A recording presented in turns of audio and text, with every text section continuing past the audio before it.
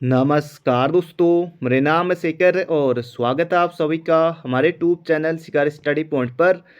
दोस्तों, इस वीडियो में हम देखने वाले हैं उत्तराखंड परीक्षावाणी बुक का अध्याय नंबर 2।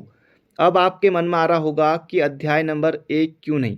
दोस्तों, अध्याय नंबर 1 में उत्तराखंड एक संक्षिप्त अवलोकन है, यानी कि दोस्तों शुरुआत में वन लाइनर प्रश्नोत्तर दिए हुए हैं। ये आप सभी को पता है, शुरुआत में लगभग की 80-82 पेज तक वो दिए हुए हैं। इसे दोस्तों हम देखेंगे लास्ट में। 22 वीडियो में दोस्तों पूरी परीक्षावाणी बुक आपके सामने होगी। आज दोस्तों परीक्षावाणी का अध्याय नंबर 2 है, उत्तराखंड प्रशासनिक ढांचा। इसके दोस्तों जो प्रश्न उत्तर हैं उसे भी हम देख लेंगे, और जो जो संभावना होगी जहाँ पर पूरी एक एक लाइन मैं पढ़ने वाला हूँ और क्या क्या प्रश्न एग्जाम में पूछे जा सकते हैं, सब कुछ दोस्तों मैं आपको बताने वाला हूँ। अगर दोस्तों आपका मन एक बार वीडियो देखने में ना लगे तो आप आधी देख लीजिए, फिर उसके बाद जब आपको टाइम हो, कि ये नहीं कि आपको एक ही बार में पूरी वीडियो देखना है, ऐसा भी नहीं करना है। जब तक दोस्तों आपको पूरी परीक्षावाणी याद ना हो तब तक इसे मत छोड़िएगा। सफलता में दोस्तों, आपकी सफलता में इसका बहुत बड़ा रोल होगा, क्योंकि दोस्तों किसी से भी आप पूछेंगे उत्तराखंड के लिए क्या पढ़ें, तो परीक्षावाणी पढ़ें, परीक्षावाणी पढ़ो, परीक्षावाणी पढ़ो। सभी लोग दोस्तों ऐसा कहते हैं। सब कुछ मैं आपको बताने वाले, पूरी एक एक लाइन। आप बुक नहीं भी लोगे मार्केट से तब भी आपका दोस्तों काम इसमें चल जाएगा। तो चलिए दोस्तों वीडियो की शुरुआत करते हैं। और हाँ, ये तो बताना भूल ही गया, जैसे दोस्तों हम परीक्षावाणी को 22 वीडियो में ख़त्म करने वाले हैं, उसी तरह से लूसेंट के लिए भी दोस्तों, जैसे इतिहास में प्राचीन भारत है, मध्यकालीन भारत है, इसके अलावा आधुनिक भारत है, इनके लिए दोस्तों 3 वीडियो बनेंगी। इसके अलावा विश्व इतिहास की एक अलग से वीडियो बना दूंगा। भूगोल के लिए अलग, मतलब कि एक में भारत का भूगोल रहेगा और एक में जो विश्व भूगोल है, ब्रह्मांड सब कुछ उसमें है, वो सब हम सौरमंडल, ब्रह्मांड, विश्व के प्रमुख जो नहरें हैं, सब कुछ दोस्तों उसके लिए अलग वीडियो हो जाएगी। भारतीय अर्थव्यवस्था के लिए वो अलग वीडियो बना दूंगा मैं। और भारतीय संविधान की पूरी दोस्तों लूसेंट की बुक एक एक लाइन बाय लाइन आपके सामने होने वाली है। दोस्तों वीडियो को लाइक कीजिएगा और चैनल पर नए हो तो चैनल को सब्सक्राइब भी जरूर से कर लीजिएगा। ये आइडिया दोस्तों कैसा है, कमेंट बॉक्स में ज़रूर से बताइएगा कि ये आइडिया सही है नहीं है, ये मैंने सही किया या नहीं किया, कमेंट बॉक्स में दोस्तों ज़रूर से बताइएगा। ये देखिए दोस्तों, परीक्षावाणी की बुक आपके सामने खुल गई है। उत्तराखंड शासनिक प्रशासनिक ढांचा। एक एक लाइन दोस्तों मैं यहाँ पर अब पढ़ने वाला हूँ, और जहाँ पर महत्वपूर्ण होगा कि एग्जाम में आ सकता है वो भी मैं आपको यहाँ पर बताने वाला हूँ। आज की मोटिवेशन लाइन दोस्तों, कोई भी लक्ष्य इंसान के प्रयास से बड़ा नहीं, हारा तो वह है जो कभी लड़ा ही नहीं। तो इसलिए आपको दोस्तों लगातार प्रयास करना है। कोई भी लक्ष्य मुश्किल नहीं है, कुछ भी असंभव नहीं है। तो चलिए शुरू करते हैं, यहाँ पर पढ़ना शुरू करते हैं। उत्तर प्रदेश के 13 हिमालयी जिलों को काटकर 9 नवंबर 2000 को भारतीय गणतंत्र के 27वें और हिमालयी राज्यों में 11वें राज्य के रूप में उत्तरांचल राज्य का गठन किया गया। 1 जनवरी 2007 से इसका नाम उत्तराखंड कर दिया गया है। तो यहाँ पर दोस्तों थोड़ा देख लेते हैं अब कि इतना हमने पढ़ लिया है। उत्तर प्रदेश के 13 हिमालयी जिले, और गठन कब दोस्तों, 9 नवंबर 2000 को। ये सीधे सीधे एग्जाम में आता है कि उत्तराखंड राज्य का गठन कब हुआ, तो 9 नवंबर 2000 को हुआ। भारतीय गणतंत्र का कौन सा राज्य है, तो 27वां राज्य है। ये भी दोस्तों कई बार एग्जाम में आ चुका है। और हिमालयी राज्यों के क्रम में 11वां राज्य है। अब वैसे 10वां हो गया, लेकिन हिमालयी राज्यों के क्रम में 11वां राज्य है। और 1 जनवरी 2007 से इसका नाम दोस्तों उत्तराखंड कर दिया गया। उससे पहले तक क्या था, उत्तरांचल था। गठनोपरांत सन 2001 में प्रदेश सरकार द्वारा राज्य के लिए जिन प्रतीक चिन्हों का निर्धारण किया गया उनका संक्षिप्त वर्णन अधोलिखित है। तो राज्य प्रतीक चिन्हों का दोस्तों गठन इन कब किया गया दोस्तों, ये किया गया था सन 2001 में, राज्य प्रतीक चिन्हों का। वैसे दोस्तों राज्य चिन्ह क्या होता है, जैसे कि जो शासकीय कार्यों में जिस चिन्ह का प्रयोग करते हैं उसे हम कहते हैं राज्य चिन्ह। यह प्रतीक चिन्ह उत्तराखंड शासन के सभी दस्तावेजों में आपको देखने को मिलेगा। अगला है राज्य चिन्ह। शासकीय कार्यों के लिए स्वीकृत राज्य चिन्ह में उत्तराखंड के भौगोलिक स्वरूप की झलक मिलती है। इस चिन्ह में एक गोलाकार मुद्रा में 3 पर्वत चोटियों की श्रृंखला और उसके नीचे गंगा की 4 लहरों को दर्शाया गया है। गंगा की 4 लहरें दोस्तों कौन कौन सी हैं, ये भी याद रखिए। गंगा, यमुना, रामगंगा और काली। तो ये 4 लहरें दोस्तों दर्शाई गई हैं, ये भी आपको याद रखना है। बीच में स्थित चोटी अन्य दोनों चोटियों से ऊंचा है और उसके मध्य में अशोक का लाट अंकित है। अशोक के लाट के नीचे मुंडकोपनिषद से लिया गया वाक्य सत्यमेव जयते है। दोस्तों ये सत्यमेव जयते है ये हमने कहाँ से लिए, ये कहाँ से लिया गया है, ये लिया गया है मुंडकोपनिषद से। ये प्रश्न भी एग्जामों में कई बार पूछा जा चुका है। अशोक की लाट के नीचे संस्कृत भाषा में सत्यमेव जयते लिखा गया है, जो कि दोस्तों मुंडकोपनिषद से लिया गया है। आगे है राज्य पुष्प। अब यहाँ पर दोस्तों बात होगी, राज्य पुष्प हमारा है ब्रह्म कमल। राज्य पुष्प मध्य हिमालयी क्षेत्रों में 4800 से 6000 मीटर की ऊंचाई पर पाए जाने वाले पुष्प ब्रह्म कमल को उत्तराखंड सरकार ने राज्य पुष्प घोषित किया गया है। यह है एस्ट्रेसी कुल का है, ये महत्वपूर्ण है। इसका वैज्ञानिक नाम सोसूरिया अबवेलेटा है, बहुत ज़्यादा महत्वपूर्ण है। ब्रह्म कमल का वैज्ञानिक नाम सीधे सीधे आएगा तो सोसूरिया अबवेलेटा। उत्तराखंड में इसकी कुल 24 प्रजातियाँ हैं, तो ये भी आपको याद रखना है। उत्तराखंड में ब्रह्म कमल की 24 प्रजातियाँ हैं, जबकि पूरे विश्व में 210 प्रजातियाँ हैं। सोसूरिया ग्रामिनिफोलिया ये है फेन कमल का वैज्ञानिक नाम। सोसूरिया ग्रामिनिफोलिया ये है फेन कमल का वैज्ञानिक नाम। सोसूरिया लप्पा, सोसूरिया सिमेसोनिया तथा सोसूरिया गरासी फिफोरा ये है कस्तूरा कमल का नाम, सोसूरिया गरासी फिफोरा। उत्तराखंड में पाई जाने वाली इसकी प्रमुख प्रजाति हैं।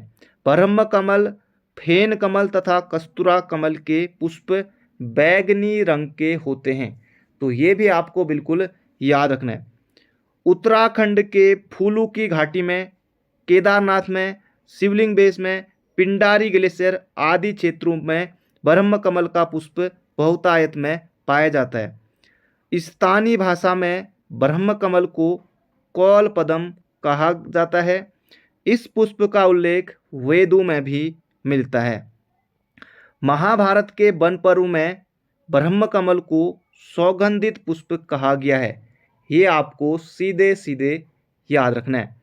पौराणिक मान्यता के अनुसार इस पुष्प को केदारनाथ स्थित भगवान शिव को अर्पित करने के बाद विशेष प्रसाद के रूप में बांटा जाता है। इसके अलावा ये भी आपको याद रखना है, ब्रह्म कमल माँ नंदा का प्रिय पुष्प है और नंदाष्टमी को तोड़े जाने का इसका महत्व भी है। ब्रह्म कमल को हिमालयी पुष्पों का सम्राट भी कहा जाता है, तो ये भी आपको याद रखना है। अब यहाँ पर हम बात कर लेते हैं आगे ब्रह्म कमल के विशेषता। ब्रह्म कमल की विशेषता, ब्रह्म कमल के पौधों की ऊंचाई 70 से 80 सेंटीमीटर होती है, जो कि दोस्तों आपको याद रखनी है। इसमें जुलाई से लेकर सितंबर तक मात्र 3 माह तक फूल खिलते हैं, यानी कि दोस्तों अभी इसमें फूल खिल रहे होंगे जुलाई से लेकर सितंबर तक। बैगनी रंग का पुष्प, इसका पुष्प टहनियों में नहीं बल्कि पीले पत्तियों से निकले कमल पात के गुच्छ के रूप में खुलता है। जिस समय इसके फूल खिलते हैं उस समय वहाँ का पूरा वातावरण सुगंध से भर जाता है। अब है यहाँ पर राज्य पक्षी मोनाल। तो मोनाल के बारे में दोस्तों अब हम यहाँ पर पढ़ेंगे।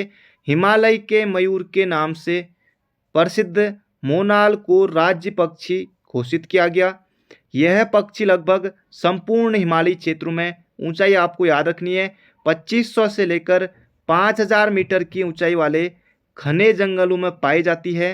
मोनाल तथा डफिया एक ही प्रजाति के पक्षी हैं। अब यहाँ है, लेकिन मोनाल मादा पक्षी है और डफिया नर पक्षी है। ध्यातव्य है कि हिमाचल प्रदेश का राज्य पक्षी दोस्तों वर्तमान में हिमाचल का राज्य पक्षी है जजुराना, ये नहीं है। और नेपाल का राष्ट्रीय पक्षी दोस्तों ये है मोनाल। ये आपको बिल्कुल याद रखना है। मोनाल दोस्तों हिमाचल में भी पाया जाता है, कश्मीर में भी पाया जाता है, असम में भी पाया जाता है और नेपाल में भी मोनाल पाया जाता है। मोनाल का वैज्ञानिक नाम बहुत ज़्यादा महत्वपूर्ण है। मोनाल का वैज्ञानिक नाम है दोस्तों लोफोपोरस इम्पीजेनस। ये आपको याद रखना है। मोनाल का वैज्ञानिक नाम लोफोपोरस इम्पीजेनस है। इपेलस, स्केलेट्री, ल्यूरी तथा ल्यूफोफोरेंस आदि इसकी 4 प्रमुख प्रजातियां हैं। उत्तराखंड, कश्मीर, असम तथा नेपाल में स्थानीय भाषा में इस पक्षी को मनियाल या मुनाल नाम से जाना जाता है।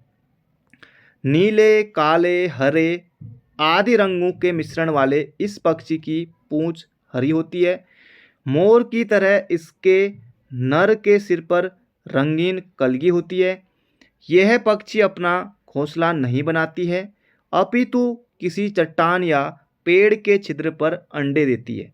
वनस्पति, कीड़े मकोड़े, आलू आदि मोनाल के पिर्री भोजन है। आलू दोस्तों ये मुख्य रूप से आपको याद रखना है। मोनाल का पिर्री भोजन दोस्तों ये है आलू की फसल। इनमें भी आलू विशेष पिर्री है और आलू की फसल को यह बहुत नुकसान पहुंचाती है। मांस और खाल के लिए मोनाल का शिकार अधिक होता है, जिससे इनकी संख्या दिनों दिन घट रही है। अब मैं दोस्तों आपको एक महत्वपूर्ण बात बताता हूं।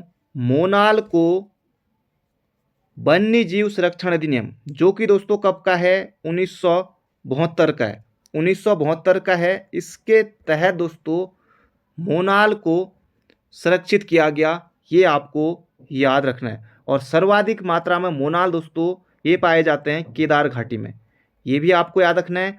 और राज्य के वन्य जीव बोर्ड द्वारा पहली बार दोस्तों मोनाल की गणना कराई गई थी सन 2008 में, ये भी आपको याद रखना है। तो बढ़ते हैं आगे। अब पढ़ते हैं यहाँ पर हम राज्य पशु के बारे में।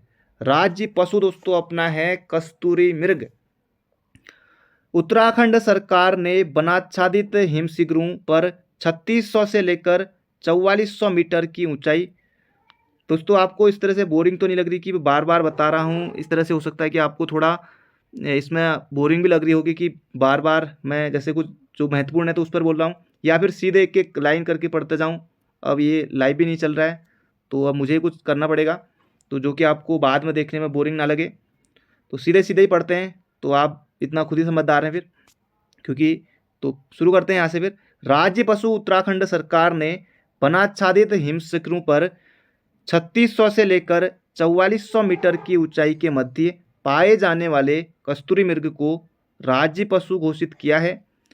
अवैध शिकार के कारण विलुप्त होने के कगार पर पहुंच रहे इस प्रजाति के मृग राज्य के केदारनाथ, फूलू की घाटी, उत्तरकाशी तथा पिथौरागढ़ जनपद के 2 से 5000 मीटर की ऊंचाई पर स्थित जंगलों में पाए जाते हैं। यहाँ इस मृग की 4 प्रजातियां पाई जाती हैं। ध्यातव्य है कि कस्तूरी वाले मृग उत्तराखंड के अलावा कश्मीर, हिमाचल प्रदेश तथा सिक्किम आदि राज्यों में भी पाए जाते हैं। कस्तूरी मृग का वैज्ञानिक नाम मास्कस काइसोगास्टर है, ये आपको याद रखना है। इसे हिमालयन मस्क डियर भी कहा जाता है। कस्तूरी मृग को हिमालयन मस्क डियर नाम से भी जाना जाता है। इसका रंग यानी कि कस्तूरी मृग का रंग भूरा होता है, जिस पर लाल काले पीले धब्बे पाए जाते हैं। इसके एक पैर में 4 खुर होते हैं। नर मृग की पूंछ छोटी और बाल रहित होती है। इसकी ऊंचाई लगभग 20 इंच और वजन 10 से लेकर 20 किग्रा होती है। इसकी घ्राण और श्रवण शक्ति बहुत तेज होती है। आत्मरक्षा के लिए इसमें सींग के बजाय 2 बड़े बड़े दांत पाए जाते हैं, जो कि बाहर की ओर निकले होते हैं। इनकी औसत आयु लगभग 20 वर्ष होती है। मादा कस्तूरी मृग की गर्भधारण अवधि 6 माह होती है। ये आपको याद रखना, एग्जाम में बनेगा। और एक बार में प्राय एक ही मृग का जन्म होता है।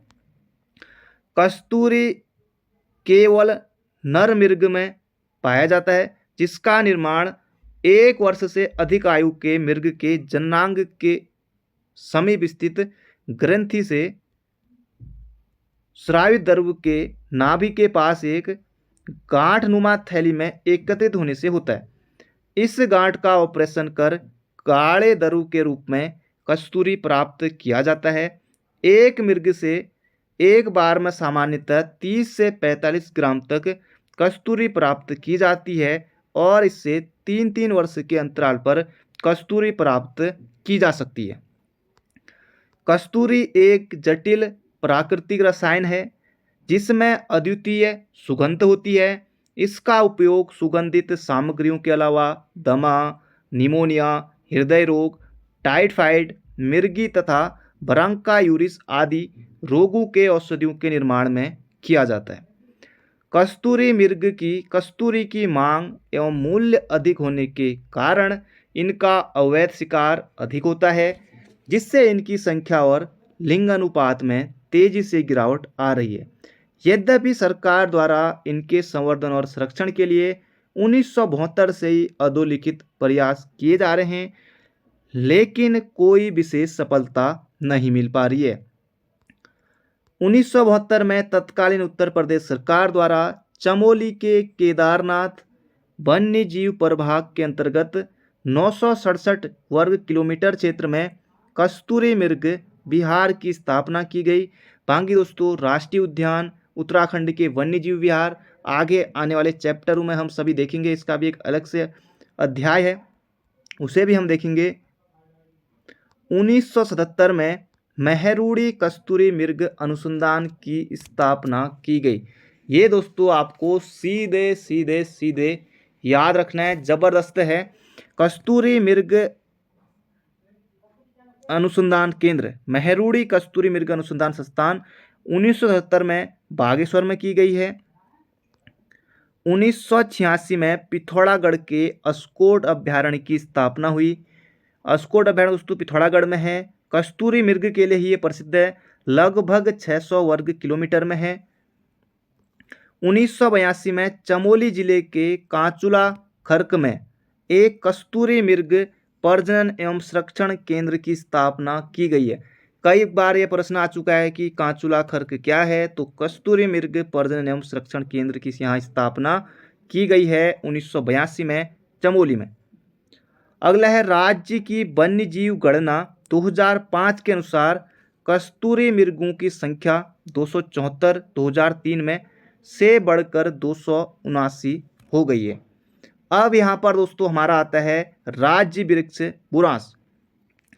बसंत के मौसम में अपने रंग बिरंगे फूलों से उत्तराखंड के प्राकृतिक सौंदर्य को और अधिक निखार देने वाले सदाबहार वृक्ष बुरांश को राज्य वृक्ष घोषित किया गया है। इसका वानस्पतिक नाम, जो कि आपके लिए बहुत ज़्यादा महत्वपूर्ण है, वानस्पतिक नाम रोडोडेंड्रॉन अर्बोरियम है।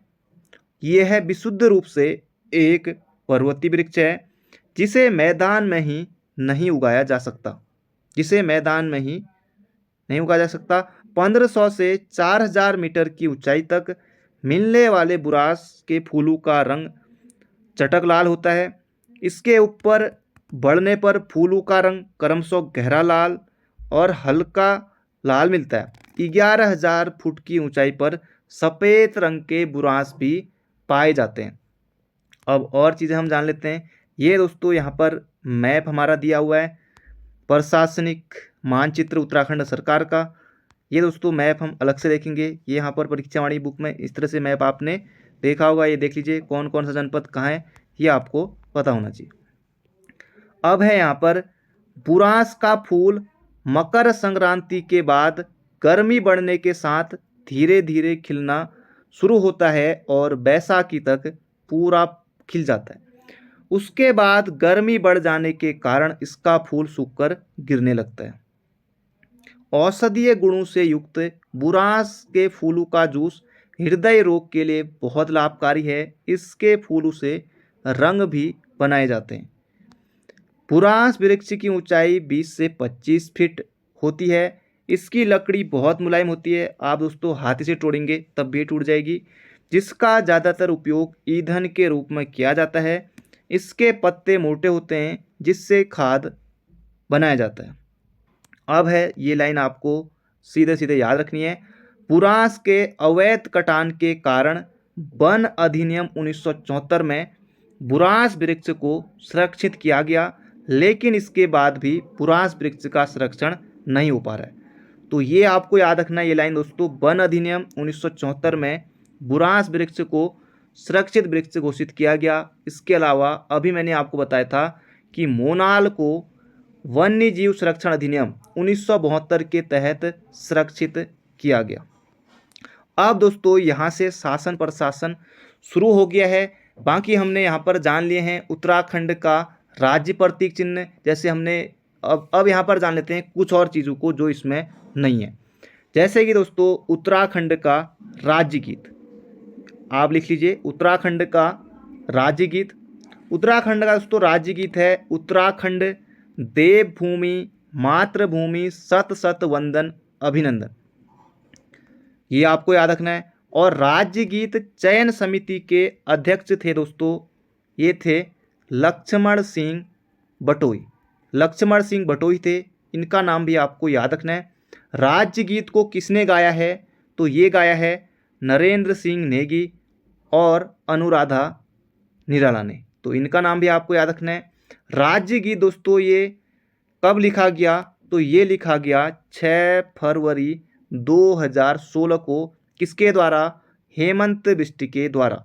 और जो ये हमारा राज्य गीत है इसकी जो गायन अवधि है, जैसे राष्ट्रगान कितने सेकंड में गाया जाता है, तो 52 सेकंड में गाया जाता है। वैसे ही दोस्तों जो हमारा राज्य गीत है इसकी गायन अवधि दोस्तों ये है 9 मिनट की। तो 9 मिनट दोस्तों बिल्कुल आपको मज़ा आ जाएगा, 9 मिनट इसकी गायन अवधि है। अब कुछ और चीज़ों के बारे में जान लेते हैं, जैसे कि हमारा उत्तराखंड का राज्य वाद्य यंत्र क्या दोस्तों, वो है ढोल। ढोल को दोस्तों कब घोषित किया गया था, 2015 में ढोल को राज्य वाद्य यंत्र घोषित किया गया था। उस समय मुख्यमंत्री थे हरीश रावत। और किस कमेटी की सिफारिश पर ढोल को वाद्य यंत्र घोषित किया गया दोस्तों, ये किया गया था योगेंद्र भंडारी कमेटी की सिफारिश पर। इसके अलावा दोस्तों आपको याद रखना है कि उत्तराखंड का राज्य खेल फुटबॉल है, जिसे कि 2011 में घोषित किया गया। अब यहाँ से दोस्तों शुरू करते हैं शासन प्रशासन, बिल्कुल एक एक लाइन में यहाँ पर पढ़ने वाला हूँ दोस्तों, ज़्यादा बार बार रिपीट नहीं करूँगा, इससे आप भी बोर हो जाएंगे मुझे लगता है। तो तब दोस्तों मैं सीधे सीधे पढ़ता हूँ। शासन प्रशासन देश के अन्य राज्यों की तरह इसका शासन प्रशासन संविधान के अध्याय 6, जहाँ पर दोस्तों मैं ज़्यादा जोर लगाऊं, जैसे ज़्यादा अंडरलाइन करूं, उसे आप समझ जाएगा कि ये महत्वपूर्ण है और जो काले अक्षर में भी लिखा हुआ है। अध्याय 6 अनुच्छेद 152 से लेकर 237 के अनुरूप संचालित होता है। संविधान के अनुरूप राज्य में शासन प्रशासन की संसदात्मक प्रणाली लागू है, जिसमें 3 प्रमुख अंग इस प्रकार हैं। कार्यपालिका, कार्यपालिका में कौन कौन है, राज्यपाल, मंत्रिपरिषद, सचिवालय, विभाग तथा महाधिवक्ता। विधानमंडल में राज्यपाल एवं विधानसभा एवं उच्च अथवा अधीनस्थ न्यायालय, ये है तीसरा। अब शुरू करते हैं यहाँ से हम कार्यपालिका। तो कार्यपालिका यहाँ पर दी हुई है। कार्यपालिका में सबसे पहले आता है राज्यपाल। राज्यपाल संविधान के अनुच्छेद 153, संविधान के अनुच्छेद 153 के अनुसार राज्यों के लिए एक राज्याध्यक्ष की व्यवस्था है, जिसे राज्यपाल गवर्नर के नाम से जाना जाता है। राज्यपाल शब्द राज्य सरकार का बोध कराता है। राज्य की कार्यपालिका शक्ति इसी में निहित होती है, लेकिन वह इसका प्रयोग अपने अधीनस्थों के माध्यम से करता है। वह राज्य का संवैधानिक प्रमुख और विवेकाधीन शक्तियों का प्रयोग करते समय वास्तविक प्रमुख होता है। राज्य के विश्वविद्यालयों का कुलाधिपति, ये एग्जाम में आया था कि राज्य के विश्वविद्यालयों का कुलाधिपति कौन होता है। कुलपति दोस्तों अलग होता है, कुलाधिपति कौन होता है, तो राज्यपाल होता है। राज्य का प्रथम नागरिक ये राज्यपाल ही होता है। जैसे देश का प्रथम नागरिक राष्ट्रपति होते हैं, वैसे राज्य का प्रथम नागरिक दोस्तों ये होता है राज्यपाल। और राज्यपाल की नियुक्ति 5 वर्ष के लिए राष्ट्रपति द्वारा की जाती है। वैसे दोस्तों देखा जाए तो राज्यपाल राष्ट्रपति के प्रसाद पर्यंत पद धारण करते हैं। साधारणतया दोस्तों 5 वर्ष के लिए की जाती है और वह उसी के इच्छा पर्यंत पद धारण करता है।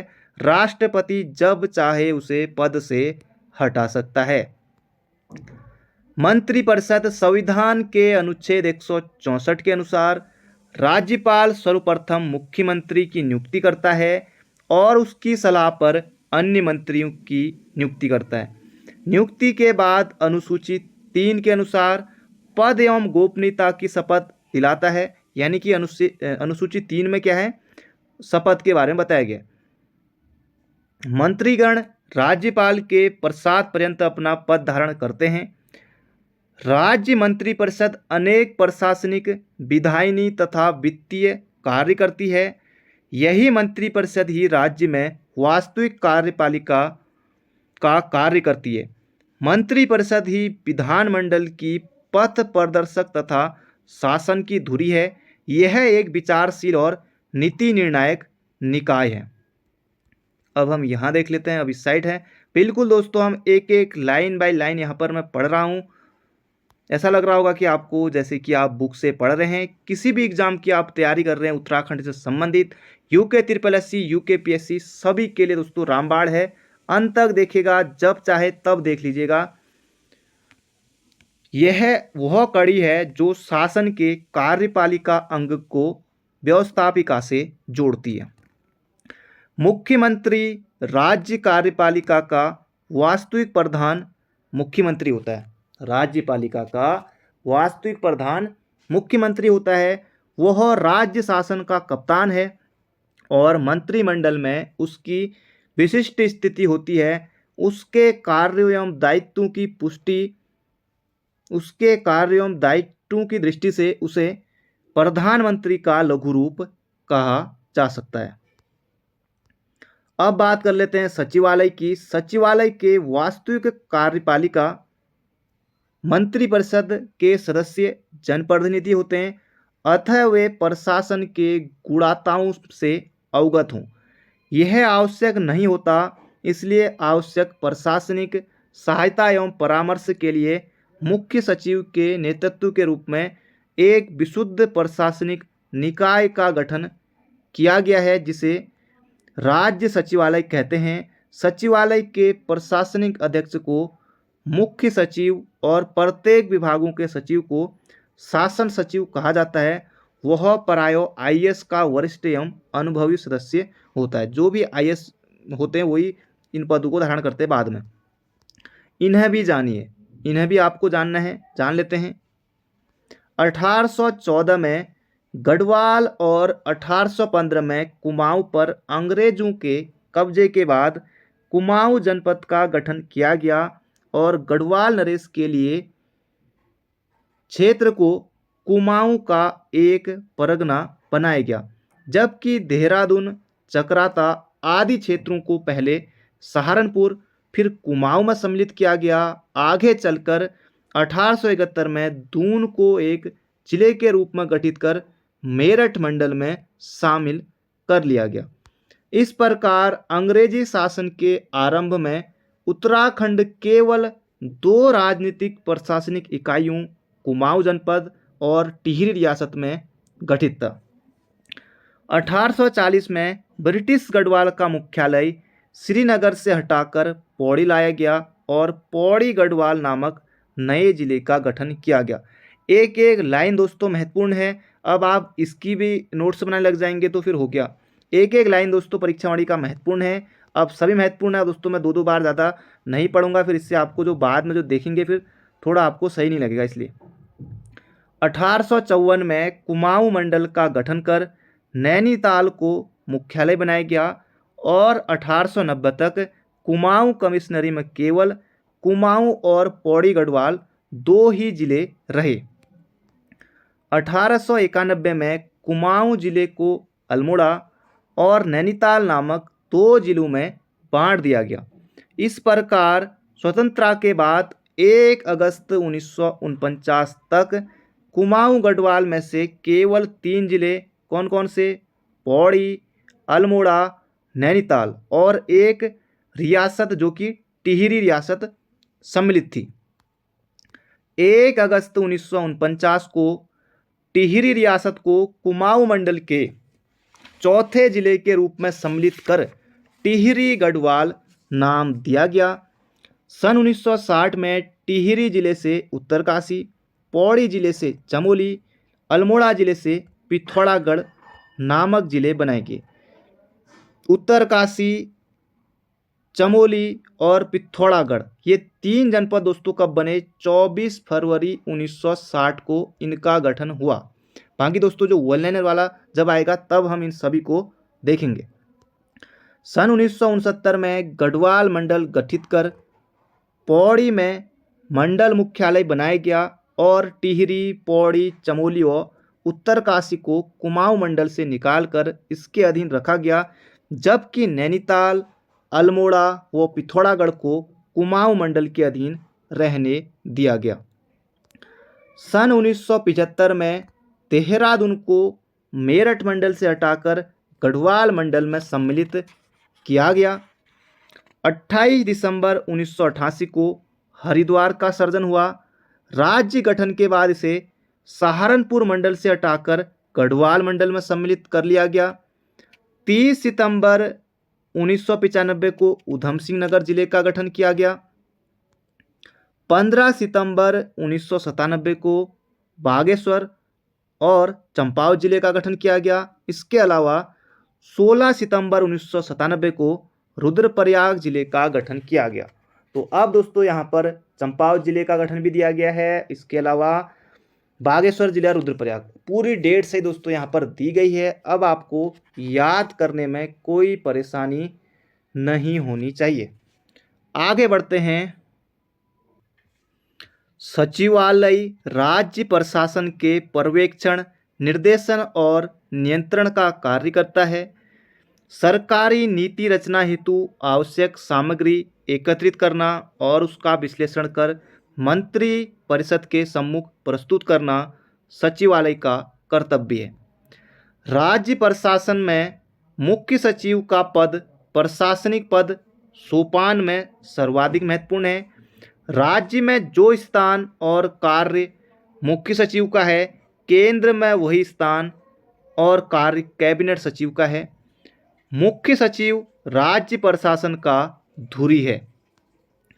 कार्यकारी विभाग निदेशालय राज्य प्रशासन में मंत्रिपरिषद, राजनीतिक प्रमुख, सचिवालय, प्रशासनिक प्रमुख के बाद तीसरा अव्यय कार्यकारी विभाग निदेशालय होता है। ऊपर के दोनों अव्ययों का संबंध नीति निर्माण से है, जबकि कार्यकारी विभाग निदेशालय क्रियान्वयन के लिए प्राथमिक रूप से जिम्मेदार संस्था है। अब यहाँ पर देख लेते हैं राजस्व रेवेन्यू पुलिस। 1857 के विद्रोह के बाद अंग्रेज उत्तराखंड के सभी क्षेत्रों में सिविल पुलिस व्यवस्था लागू करना चाहते थे, लेकिन कुमाऊं के तत्कालीन कमिश्नर रैमजे 1856 से लेकर 1884 ने, मतलब कि इतने तक तो इनका कार्यकाल था, इससे पहले असिस्टेंट कमिश्नर के रूप में भी ये कार्य थे, ने राज्य की जनता को सीधा साधा बताते हुए राजस्व पुलिस को बनाए रखने की सिफारिश की थी। जो राजस्व पुलिस दोस्तों जो पटवारी हैं, इनकी बात यहाँ पर हो रही है। राज्य में राजस्व पुलिस व्यवस्था 1884 से लागू है। लगभग दोस्तों हर तीसरे एग्जाम, एक एग्जाम को छोड़कर लगभग दोस्तों सभी एग्जामों में प्रश्न आता है, आप सभी को पता है। वर्तमान में राज्य के लगभग 61% भाग पर राजस्व पुलिस व्यवस्था लागू है। इस व्यवस्था में पटवारी, कानूनगो, नायब तहसीलदार, तहसीलदार, परगनाधिकारी, जिलाधिकारी व कमिश्नर आदि को राजस्व के साथ ही पुलिस का काम भी करना पड़ता है। लेकिन दोस्तों कुछ समय से पटवारियों ने पुलिस का काम छोड़ रखा है। यहाँ अपराधों की जांच करना, मुकदमा दर्ज करना और अपराधियों को पकड़ना राजस्व पुलिस की ही जिम्मेदारी है। पिछले कुछ समय से राजस्व क्षेत्रों को सिविल पुलिस के हवाले करने की मांग जोरों से उठी है। इस मांग के पीछे राजस्व पुलिस के पास अपराध रोकने की पुख्ता व्यवस्था न होने और तकनीकी जानकारी के अभाव में अपराधों की जांच प्रभावी ढंग से न करने का तर्क दिया जाता रहा है। अंग्रेजी शासन में कुमाऊं में 19 परगने 125 पट्टियां यानी कि पटवारी क्षेत्र थे, जबकि गढ़वाल में 11 परगने व 86 पट्टियां इतने पटवारी क्षेत्र थे। महत्वपूर्ण है, याद रखिएगा। 19 125 कुमाऊं में और 11 86 गढ़वाल में पटवारी क्षेत्र थे। एक शासन सचिव के अंतर्गत कई विभाग होते हैं, जैसे गृह सचिव के अंतर्गत पुलिस, जेल, आंतरिक सुरक्षा आदि विभाग। विभिन्न विभागों की कार्यात्मक इकाइयों के नीचे तक फैली होती है और सबके अपने विभाजन स्तर होते हैं। सामान्य एवं राजस्व प्रशासन में विभागाध्यक्ष के बाद मंडलायुक्त होते हैं, जो अपने मंडल के शांति व्यवस्था, राजस्व वसूली तथा अन्य कार्यों को देखता है। वर्तमान में राज्य में 2 मंडल गढ़वाल और कुमाऊं हैं। गढ़वाल मंडल में सर्वाधिक 7 जिले हैं। कुमाऊं मंडल में 6 जिले हैं।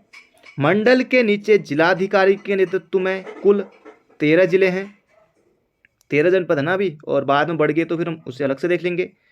जिले से नीचे उप जिलाधिकारी के नेतृत्व में तहसीलें होती हैं। तहसीलें कितनी हैं दोस्तों? 110 तहसीलें हैं, बाद में बढ़ जाएगी तो देख लेंगे। ब्लॉक कितने हैं? तो ब्लॉक दोस्तों हमारे यहाँ 95 हैं। विधानसभा सीटें कितनी हैं? तो विधानसभा सीटें दोस्तों हमारे यहाँ 70 हैं।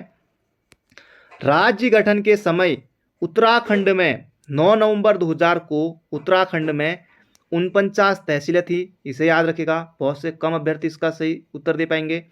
राज्य गठन के समय प्रदेश में 49 तहसीलें थी। सामान्य व राजस्व प्रशासन की तरह विकास प्रशासन के भी अपने स्तर हैं। इसमें सबसे ऊपर राज्य स्तर, फिर जिला स्तर और सबसे नीचे ब्लॉक होता है। अब यहाँ पर दोस्तों हम देख लेते हैं, ये तो दूसरा चैप्टर आ गया, इस साइड हम देखेंगे। अब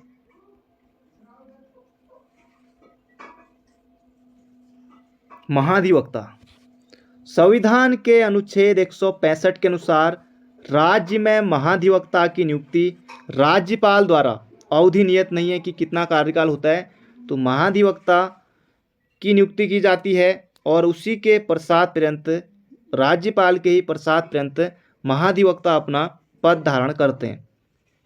इस पद पर नियुक्त होने के लिए आवश्यक है कि वह भारत का नागरिक हो, 10 वर्ष से अधिक समय से न्यायिक कार्य से जुड़ा हो, कम से कम 10 वर्ष से उच्च न्यायालय में अधिवक्ता का कार्य किया हो, वह विधि विषयों पर राज्यपाल को सलाह देता है एवं राज्यपाल द्वारा सौंपे गए विधि संबंधी कार्यों का संपादन करता है। वह सदनों की बैठक में भाग ले सकता है, बोल सकता है, लेकिन मतदान नहीं कर सकता। अब यहाँ से दोस्तों हम देख लेते हैं विधानमंडल। सब कुछ आने वाला है, पहली विधानसभा चुनाव कब हुए, दूसरी, सब कुछ दोस्तों हम जानने वाले हैं। अंत तक देखिएगा। लाइक नहीं किया है तो लाइक जोर से कर लीजिए। तो विधानमंडल में यहाँ पर है, राज्य में विधि निर्माण के लिए विधानमंडल की व्यवस्था की गई है। विधानमंडल के 2 अंग हैं, राज्यपाल और विधानसभा। राज्यपाल, विधानमंडल में सबसे ऊपर राज्यपाल का स्थान है। उसके हस्ताक्षर के बिना कोई कानून परिवर्तन में नहीं आ सकता। राज्यपाल विधानसभा के अधिवेशन को आहूत करता, सत्रावसान करता तथा विघटन करता है।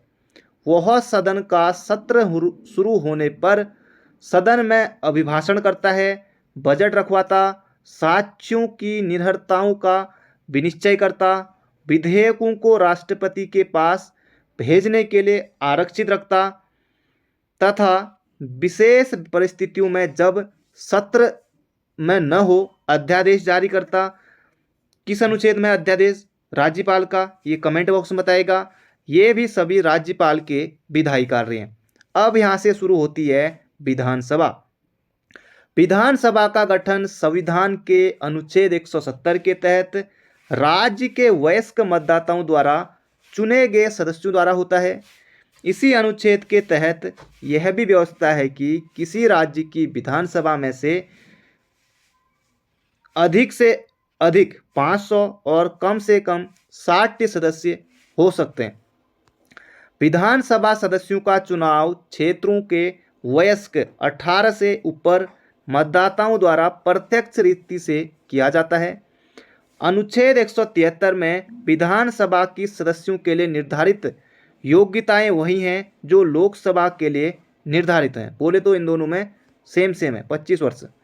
वह भारत का नागरिक हो, यहाँ पर दी हुई हैं, वह भारत का नागरिक हो, वह 25 वर्ष की आयु पूरी कर चुका हो, वह भारतीय सरकार या किसी राज्य सरकार के अधीन लाभ के पद पर कार्यरत न हो तथा संसद द्वारा बनाई किसी विधि के अधीन राज्य विधानसभा का सदस्य चुने जाने के अयोग्य न हो। विधानसभा का सदस्य चुने जाने के बाद और पद ग्रहण करने से पूर्व राज्यपाल और उसका प्रतिनिधि तीसरी अनुसूची के अनुसार शपथ दिलाता है।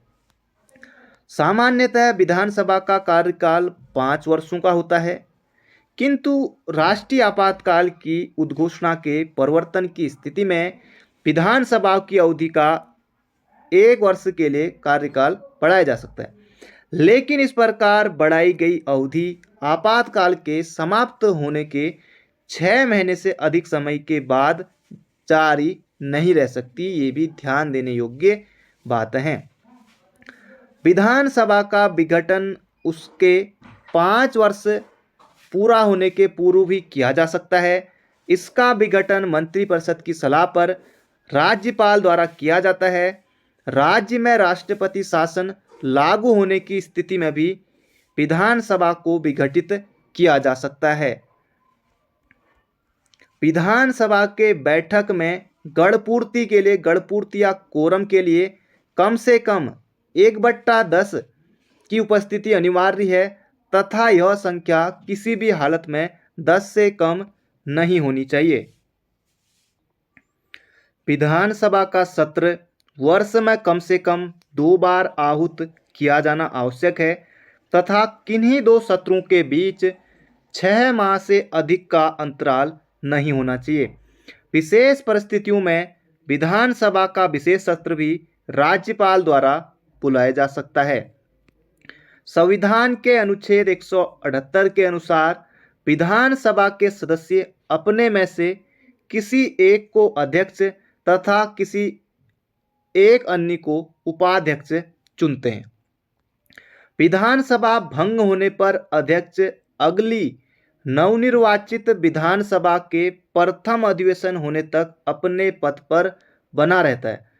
विधानसभा अध्यक्ष सामान्यतः 5 वर्षों के लिए निर्वाचित किया जाता है, किंतु वह इसके पहले उपाध्यक्ष को अपना इस्तीफा देकर पद छोड़ सकता है।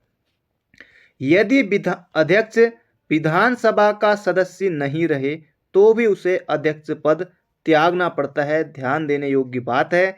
इसके अलावा विधानसभा के तत्कालीन सदस्यों के बहुमत के प्रस्ताव के द्वारा भी अध्यक्ष को अपदस्थ किया जा सकता है, यानी कि पद से हटाया जा सकता है। परंतु ऐसा प्रस्ताव पेश करने से पूर्व अध्यक्ष को 14 दिन पूर्व सूचना देना अनिवार्य है कि भाई हम आपके खिलाफ ऐसा ऐसा कर रहे हैं, यानी कि आप रातों रात नहीं हटा सकते। जब अध्यक्ष के विरुद्ध प्रस्ताव प्रस्तुत हो तो अध्यक्ष उस बैठक की अध्यक्षता नहीं करता, परंतु उसमें भाग लेने और मत देने का पूर्ण अधिकारी होता है। विधानसभा अध्यक्ष वही कार्य करता है जो लोकसभा अध्यक्ष करता है। जैसे मुख्यमंत्री और प्रधानमंत्री का काम जैसा लगभग एक ही है, राष्ट्रपति और राज्यपाल के लिए एक ही है, उसी तरह से विधानसभा अध्यक्ष और लोकसभा अध्यक्ष का कार्य भी लगभग वही है। विधानसभा सीटों की संख्या। राज्य गठन से पूर्व राज्य में कुल 22 तथा विधान परिषद की 9 सीटें थी। तो विधानसभा की राज्य गठन से पहले विधानसभा की कितनी सीटें थी? तो 22 थी। विधान परिषद की 9 सीटें थी। गठनोपरांत 5 नवंबर 2001 को संपन्न परिसीमन के बाद विधानसभा सीटों की संख्या बढ़कर 70 होगी और फरवरी 2008 में पुनः क्षेत्र परिसीमन किया गया। राज्य के विधानसभा के कुल 70 सीटों में से आरक्षित सीटों की संख्या 15 है। 13 सीट एससी के लिए हैं, 2 सीट एसटी के लिए हैं, ओबीसी के लिए एक भी सीट नहीं है। क्या आपने सुना कि ओबीसी के लिए भी कहीं सीटें हैं? बिल्कुल नहीं जी, बिल्कुल नहीं। और एससी के लिए सीटें दोस्तों या एसटी के लिए 2 जनपदों में आरक्षित नहीं है। एक तो कौन सा जनपद? रुद्रप्रयाग, और एक अपना चंपावत जनपद। तो 2 जनपदों में नहीं है, ये भी आपको याद रखना है। अनुसूचित जनजाति के लिए आरक्षित सीटें एसटी, बोले तो एसटी चक्राता देहरादून और नानकमत्ता उधम सिंह नगर है। अंतरिम विधानसभा, अब यहाँ पर अंतरिम विधानसभा दोस्तों आ गई है। उत्तर प्रदेश पुनर्गठन विधेयक 2000 में उत्तराखंड के अंतरिम विधानसभा हेतु 31 विधायकों की व्यवस्था की गई थी। ये काले में लिखा है तो महत्वपूर्ण है। इन 31 विधायकों में से 22 सदस्य 1996 में उत्तर प्रदेश विधानसभा के लिए चुने गए थे, जबकि 9 उत्तर प्रदेश विधान परिषद के सदस्य थे। अंतरिम विधानसभा के गठन से ठीक पहले विधान परिषद के 9 सदस्यों में से एक सदस्य का कार्यकाल समाप्त हो जाने का कारण राज्य गठन के समय विधान परिषद के सदस्यों की संख्या 8 रहेगी। अतः अंतरिम विधानसभा का गठन, ये लाइन दोस्तों बहुत ज़्यादा महत्वपूर्ण है, एग्जाम में फिर छपेगा ये प्रश्न। अंतरिम विधानसभा का गठन 30 विधायकों से किया गया। बहुत ज़्यादा महत्वपूर्ण। भाजपा का बहुमत होने के कारण 9 नवंबर को उसी के नेतृत्व में अंतरिम सरकार का गठन हुआ और राज्यपाल कौन बने? सुरजीत सिंह बरनाला को राज्यपाल बनाया गया और नित्यानंद स्वामी को राज्य के प्रथम मुख्यमंत्री के रूप में शपथ दिलाया। अंतरिम मंत्रिपरिषद में मुख्यमंत्री सहित 9 कैबिनेट मंत्री और 4 राज्य मंत्री थे। अंतरिम विधानसभा के कुल 30 विधायकों में से 23 थे भाजपा के, 3 थे एसपी के सपा के और 2 बीएसपी और कांग्रेस के थे। गठन के ठीक बाद सपा के एक विधायक मुन्ना सिंह के पार्टी छोड़कर उत्तराखंड जनवादी पार्टी का गठन कर लेने के कारण सपा विधायकों की संख्या 2 रह गई थी। विपक्ष के तीनों दलों के बराबर होने के कारण अंतरिम विधानसभा में कोई प्रतिपक्ष नेता नहीं बन सका। नित्यानंद स्वामी के त्यागपत्र देने के बाद 29 अक्टूबर 2001 को भगत सिंह कोश्यारी अंतरिम सरकार के दूसरे मुख्यमंत्री बने और 2 मार्च 2002 तक मुख्यमंत्री बने रहे। कोश्यारी के अंतरिम मंत्रिपरिषद में मुख्यमंत्री सहित 9 कैबिनेट मंत्री और 3 राज्य मंत्री थे। अंतरिम विधानसभा के अध्यक्ष प्रकाश पंत बनाए गए। जबरदस्त क्वेश्चन है। अंतरिम विधानसभा के अध्यक्ष प्रकाश पंत बनाए गए थे और प्रथम सत्र 9 जनवरी 2001 से शुरू हुआ था। तो ये भी आपको याद रखना है। अब दोस्तों यहाँ पर हम देख लेते हैं प्रथम निर्वाचित विधानसभा, दूसरी निर्वाचित विधानसभा, तीसरी, चौथी, पांचवी, सभी हम यहाँ पर देखने वाले हैं। प्रथम निर्वाचित विधानसभा। राज्य में प्रथम विधानसभा चुनाव 14 फरवरी 2002 को हुआ था, जिसमें कुल 54.34% मतदान हुआ था। इस चुनाव में कांग्रेस को 36 सीटें मिली, भाजपा को 19 सीटें मिली, बसपा को 7 सीटें मिली, उत्तराखंड क्रांति दल को 4 सीटें मिली और राकंपा को 1 सीटें मिली और तथा 3 सीटें निर्दलीय विधायकों को मिली थी। बाद में 1 सीट राकंपा और 3 निर्दलीय विधायकों के कांग्रेस में शामिल होने के बाद कांग्रेस के विधायकों की संख्या 40 हो गई थी। 2 मार्च 2002 को कांग्रेस के सांसद नारायण दत्त तिवारी, बोले तो एनडी तिवारी, ने राज्य के प्रथम निर्वाचित सरकार के मुख्यमंत्री के रूप में शपथ ली थी। बाद में वे रामनगर विधानसभा सीट से चुने गए थे। इस विधानसभा में केवल 4 महिलाओं ने 2 कांग्रेस और 2 भाजपा से प्रतिनिधित्व किया था। यशपाल आर्य को विधानसभा अध्यक्ष बनाया गया। ये प्रश्न बहुत ज़्यादा महत्वपूर्ण है। प्रथम निर्वाचित विधानसभा के अध्यक्ष कौन बनाए गए? यशपाल आर्य को बनाया गया। और अंतरिम विधानसभा अध्यक्ष कौन थे? अभी हमने देखा था, प्रकाश पंत। बहुत ज़्यादा महत्वपूर्ण है। अब है यहाँ से दूसरी निर्वाचित विधानसभा। राज्य में दूसरी विधानसभा के लिए आम चुनाव 21 फरवरी 2007 को संपन्न हुआ था। इसमें कुल 63% मतदान हुआ। इस चुनाव में भाजपा को 36 सीटें, कांग्रेस को 20 सीटें, बसपा को 8 सीटें, उक्रांद को 3 सीटें तथा निर्दलीय प्रत्याशियों को भी 3 सीटें मिली थी। इसमें भी केवल 4 महिलाएं निर्वाचित हुई थी। 8 मार्च 2007 को भाजपा के भुवन चंद्र खंडूरी, मेजर जनरल भुवन चंद्र खंडूरी राज्य सरकार के दूसरे निर्वाचित मुख्यमंत्री बने थे। विधानसभा अध्यक्ष हरवंश कपूर थे। खंडूरी के इस्तीफा देने के बाद 25 जून 2009 को खंडूरी सरकार में स्वास्थ्य मंत्री रहे। रमेश पोखरियाल निशंक को मुख्यमंत्री बनाया गया। मुख्यमंत्री पद की इन्होंने शपथ ली थी। इस पद पर केवल 2 वर्ष 2 माह 18 दिन। इससे कुछ याद आता है ना? हाँ, याद आता है। 2 वर्ष 2 माह 18 दिन रहे। 11 सितंबर 2011 को खंडूरी पुनः मुख्यमंत्री बने और 13 मार्च 2012 तक इस पद पर रहे। उत्तराखंड में ये सब चलता रहा। तृतीय विधानसभा, अब हम पहुंच गए हैं तृतीय विधानसभा में। तृतीय विधानसभा के लिए मतदान 30 जनवरी 2012 को हुए थे, जिसमें 67% मतदान हुआ था। इस चुनाव में भाजपा को 31, कांग्रेस को 32, यानी कि इनका 19-20 का आंकड़ा उसमें रहा था। बसपा को 3, उक्रांत को 1, निर्दलीय को 3 सीटें मिली थी। इस बार कुल 5 महिलाएं चुनाव जीती थी। कांग्रेस के गोविंद सिंह कुंजवाल को विधानसभा अध्यक्ष बनाया गया था। 13 मार्च 2012 को कांग्रेस सांसद विजय बहुगुणा राज्य के 7वें मुख्यमंत्री बने थे, लेकिन आंतरिक कलह के कारण 31 जनवरी 2014 को बहुगुणा के इस्तीफे के बाद 1 फरवरी 2014 को हरीश रावत राज्य के 8वें मुख्यमंत्री बने। 3 उपचुनावों के बाद मार्च 2015 तक कांग्रेस 36 विधायकों के साथ पूर्ण बहुमत प्राप्त कर चुकी थी। अब शुरू होता है उत्तराखंड में राष्ट्रपति शासन। ये डेट आपको याद रखनी है।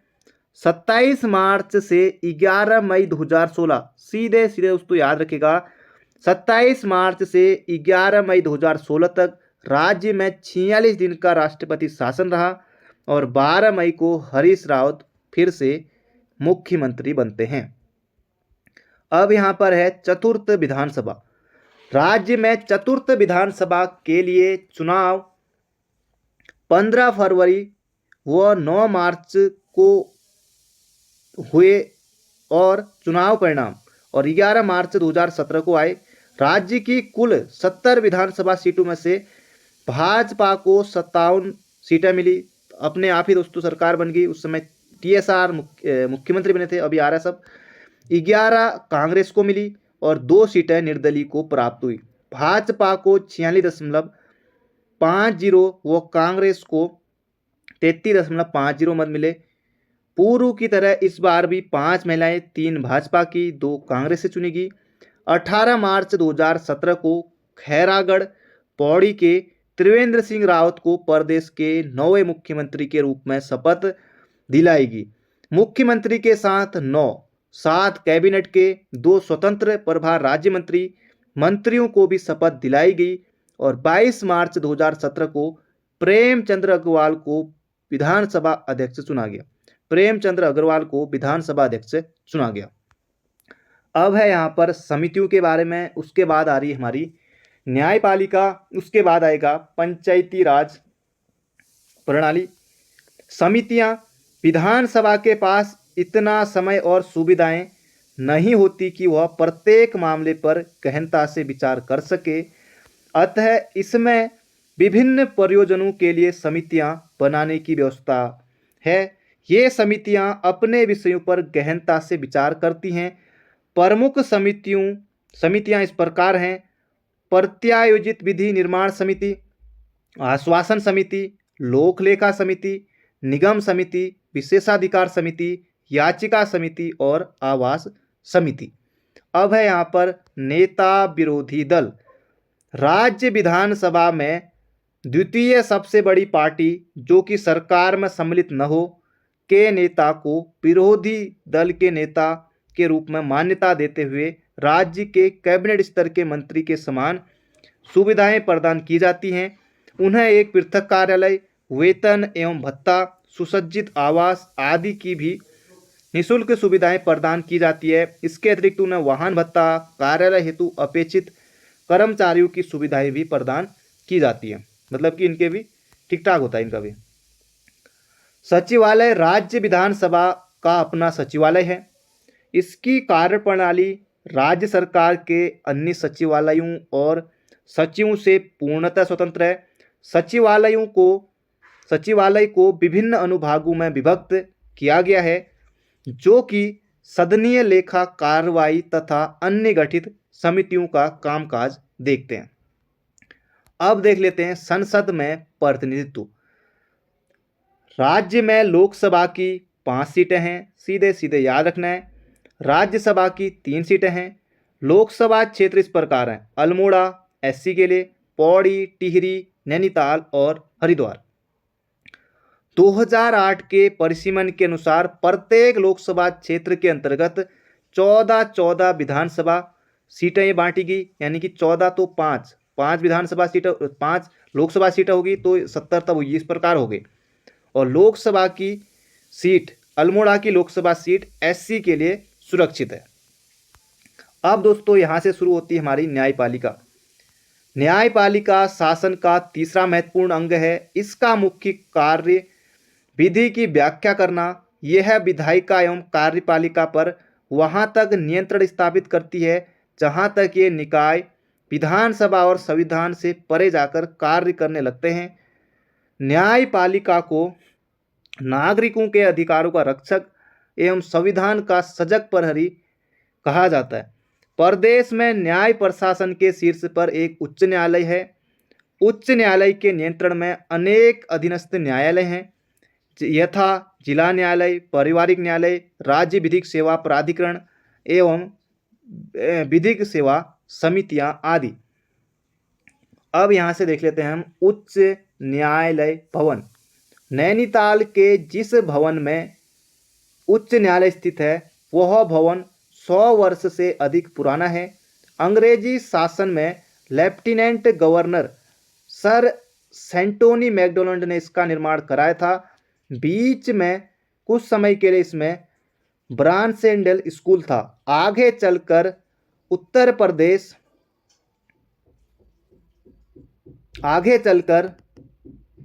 प्रदेश सरकार ने नैनीताल को जब ग्रीष्मकालीन राजधानी बनाया तो इसका उपयोग सचिवालय भवन के रूप में किया गया।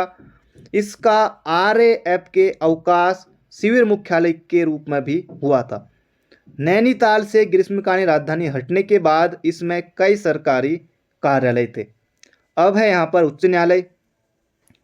संविधान के अनुच्छेद 214 के तहत प्रत्येक राज्य के लिए एक एक उच्च न्यायालय का प्रावधान किया गया है। इस अनुच्छेद के अनुरूप 9 नवंबर 2000 को देश के 20वें उच्च न्यायालय के रूप में नैनीताल में उत्तराखंड उच्च न्यायालय की स्थापना की गई। वर्तमान में उत्तराखंड के मुख्य न्यायाधीश कौन है और पहले मुख्य न्यायाधीश कौन थे, ये आपको कमेंट बॉक्स में छापना रहेगा। अनुच्छेद 127 के अंतर्गत उच्च न्यायालय को राज्य के अन्य न्यायालयों और न्यायाधिकारियों के अधीक्षण का पूरा अधिकार है। वर्तमान में राज्य उच्च न्यायालय में न्यायाधीशों के स्वीकृत पदों की कुल संख्या 11 है। राज्य उच्च न्यायालय के प्रथम मुख्य न्यायाधीश न्यायमूर्ति अशोक अभयंकर देसाई तथा प्रथम रजिस्ट्रार GCM रावत थे।